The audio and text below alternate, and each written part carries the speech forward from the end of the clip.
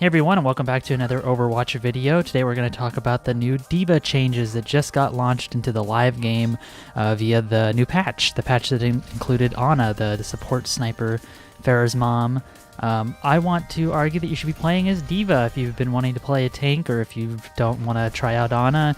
You should definitely try out D.Va because her new changes almost, I wouldn't say they make her into a new hero, but they definitely kind of emphasize the stuff that was really cool about her before the patch, and it makes it to where she's a much more reliable tank, both as the rest of the group and just as playing her. So the big changes with D.Va are her defense matrix. The defense matrix, which was the thing that you can activate, and she basically, I like to think of it as like she's deleting enemy projectiles out of the air. So if you use it when like Junkrat's throwing his or shooting his grenades, they just like go away because she deletes them basically. Before you would have to activate it, and then it would have a cooldown, and then you would just get it again and keep activating it, and it would just be on the whole time. You couldn't shoot during it.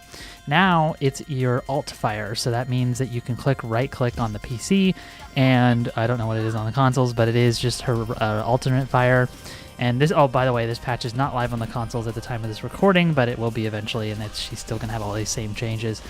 But yeah, so defense matrix, you can toggle it now. It has a kind of a resource meter, which is sort of like how Pharah's rockets work, or not her rockets, but her boost, where you can kind of tap it and use it up, and like you can use it all the way up, and then it will let it recharge or use it a little bit. That's how defense matrix works now. At full charge, if you just held it on, it would last 4 seconds. It takes about 10 seconds to reach full charge from empty, and it basically just works as long as you're holding it down. Obviously, you can't shoot during it still, but you can actually use it on demand, which is the big difference, because that means now, as a tank, you can, almost like a Reinhardt shield, you can just bring it out whenever you need to. And it's actually very useful against ultimate abilities like Reapers.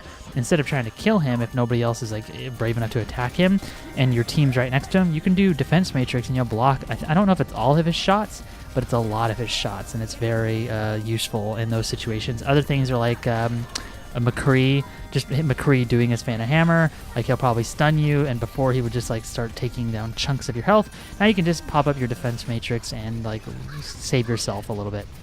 The other thing too is that when you get cut out or taken out of your mech, and you find, in like maybe it wasn't your ult, but you just got, well, it doesn't matter, I guess. Either way, when you're re-entering your mech, you can just pop it because you're a big target.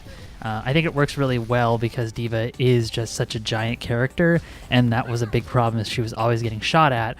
And now you can kind of have that toggled defense matrix on pretty often, and that will let you be able to just take some fire and not take any damage. Just gives her a lot more survivability, and it gives her the ability to kind of deny some ultimate abilities and just some heroes or some situations where people are fighting or shooting at her team. The other big change with her is her self-destruct ultimate ability. It now costs less. It comes up faster, so it comes so you'll see more of them in the game. It also explodes in 3 seconds instead of 4. So before you had 4 seconds, which seems like not a big change, 1 second, right? But it really is, especially now when people aren't used to it. There's going to be a lot of people dying by the D.Va ult, including you. But it just means there's less time for people to get away, because I think at the end of before the last patch, there was a lot of people really used to that timing, and so she didn't kill that many people. And so now she just has a lot less, 1 second less timing, so now people will probably get killed by it, or at least they have to really stop what they're doing, and they can't take any breaks, and maybe kind of like pad out the time before the thing explodes and just like sit behind a pole or something, which you can still do.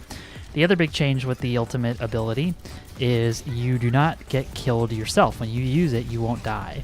Before, if you activated it as D.Va, you would just die from your thing if you were in the explosion radius. So now you don't. So that means you can just pop right back into your mech once you're done and be fine, because a lot of people don't have time to shoot at you when the self-destruct goes off. So basically, it means that you're pretty much able to live past your ult, which is really good. It just there's tons more survivability on D.Va, and like I said earlier in the video, like it means a lot for the rest of the team, because now as a healer you can reliably heal her. She may get kicked out of her mech, and like that's always going to be the risk with D.Va because, you know, she has that other form. She's not completely useless when the human form, but at least it's like, you know that like maybe the play, like basically you know that D.Va can stay in her mech reliably somewhat, as long as she's not getting, you know, kind of focused fired. The player that's playing D.Va, or even you, can use that defense matrix all the time. I mean, pretty much all the time. And I've been playing her a lot, and she seems like I don't run into many opportunities where I don't have it up and I can't use the defense matrix. The other thing too is the self-destruct. Like once she does the self-destruct, it doesn't mean that she's like has a big chance of dying. She's probably not going to die because a lot of people just do not have the time from the 3-second now explosion and the ability, the fact that she doesn't die by it. So it's very important changes for D.Va that will make her a lot more useful. I don't play ranked. I don't know if she was used in ranked very much. I assumed she was. I think it was mostly Zenyatta that didn't get a lot of play. But now D.Va is incredibly useful, and you should totally play her because she's a lot of fun now. And it doesn't feel like you're constantly dying and getting kicked out of your mech. And it doesn't feel like your ultimate is just going to screw you over because you didn't get out of way, or you really wanted to place it in a good area and there was no exit for you because you didn't think about that. So now she's just a faster tank. She's able to take more damage, and she's able to just like drop her ult faster and get in and get out, and that's kind of what D.Va is all about. So yes, you should be playing D.Va. And yeah, I got a lot more videos on Overwatch. I just did a video on the new changes to Ana, all the abilities, not the changes, I guess just all her abilities.